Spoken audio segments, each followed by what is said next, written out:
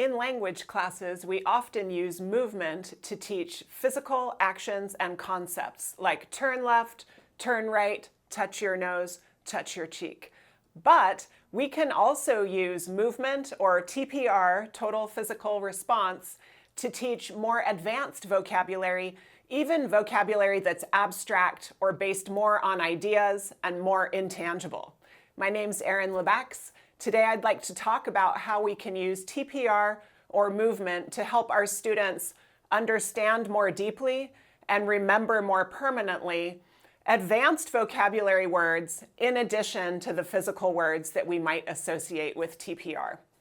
So the benefits of associating movement with learning vocabulary are many, and you may have done this in your class with raise your hand or stand or sit.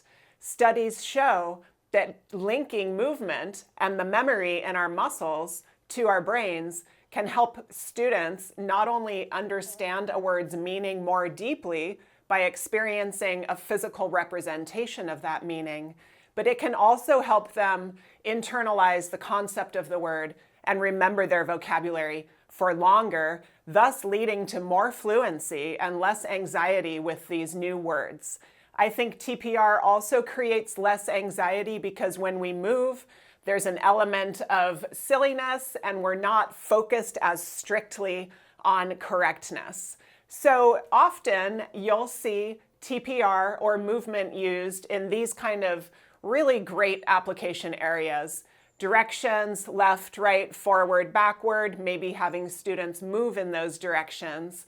Body parts, prepositions, put the pen above your head, below your head, words with rank, louder, quieter, or even personal adjectives from tall to short to calm to brave.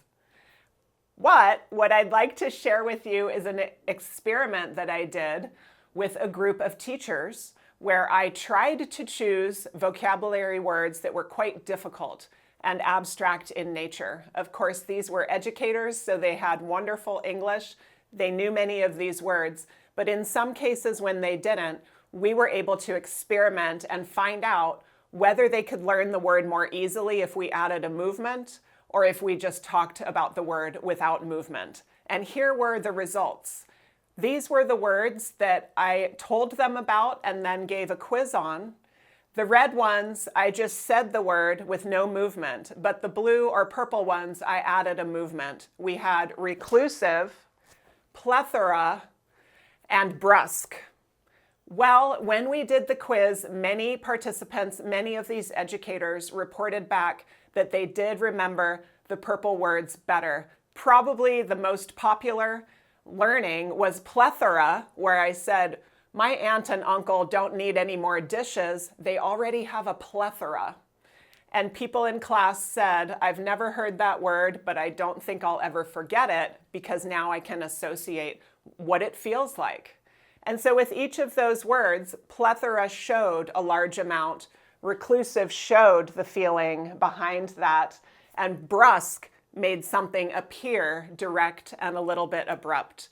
So here's how you do it if you want to apply movement, TPR, to advanced words, even abstract, intangible vocabulary words. You look for the most important vowel, the vowel of the loudest syllable where your emphasis is, like plethora or brusque, right, on that middle U. And then you apply the movement right there on that vowel, a movement that invokes the true core meaning of this word. Something like brusque feels a little brusque. So try it out in your classroom if you'd like. I would love to hear in the comments how you have used TPR or movement, or maybe how you try using movement to also teach more intangible, advanced vocabulary words in English or whatever language you might be teaching. Thanks so much for watching. Have a great day. Have a great class.